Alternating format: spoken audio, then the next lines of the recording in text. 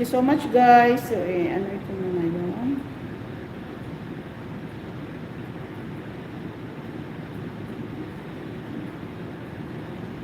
Ayan, meron siyang ano sa mga cheese niya guys. So, kunin natin. Balik natin.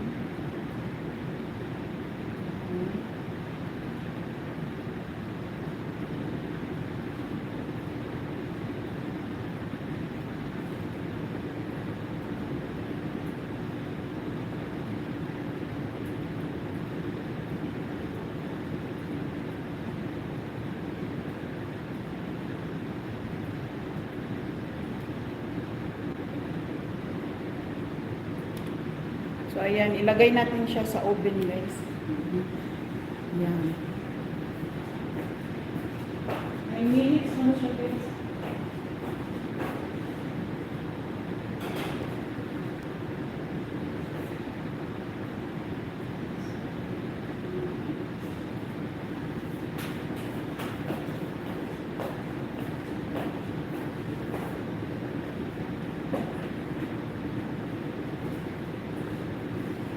So, ngayon guys, may siplak kami nga. Siplak na medium. So, isisiplak na natin muna guys. Itong naluto natin. Ayan. Kasi malamig na siya guys. So, pwede na natin siya ilagay sa freezer. So, lagyan na natin ng date. Ang each kuhaan natin guys, plastic is lagyan natin ng date guys. So, dito tayo maglagay pizza. Pizza. Ano ngayon? 05, January, February, March, April, May. 05, 03 sa? 03, 25. 25, okay. So, ganyan. Lagyan natin ng 3 million in the house. Shout out.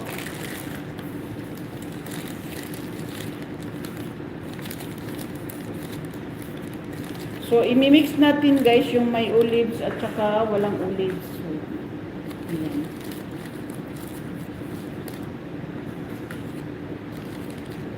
So, imimix siya natin guys.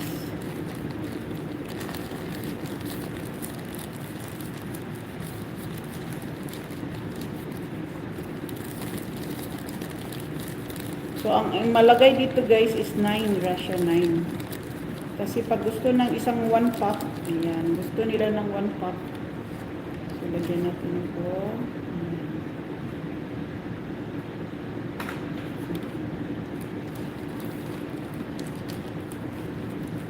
So, 9 ra siya guys, bawat plastic sa medium.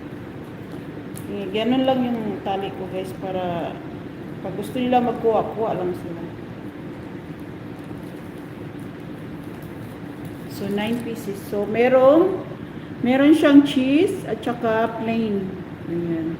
Meron siyang plain na cheese. Meron siyang cheese with olive. Ayan. Ganyan yung pagka-putos ko, guys. So, ulitin lang natin na ganyan, guys. Thank you, Sanji. So, I will write again. Pizza.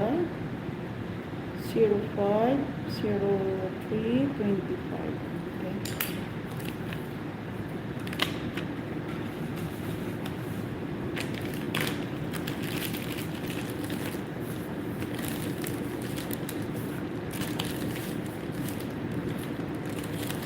Kasi it's hot, it's not hot anymore.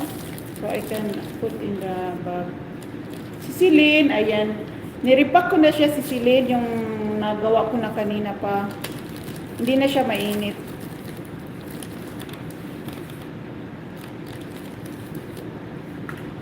So niripak ko na siya ng 99 sa isang medium na siplak lang, medium na siplak.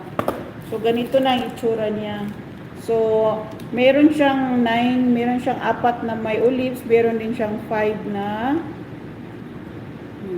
5 na plain. Yan. Then, sa isang pack naman, 4 na plain, 5 na may olives. Yan. Yun yung pagbalot ko lang, sisi. Para pag gusto nila, kuha lang sila. Kung gusto isang pack, 9 na pieces, tamang-tama na sa isang tao, di ba? Tama-tama na sa isang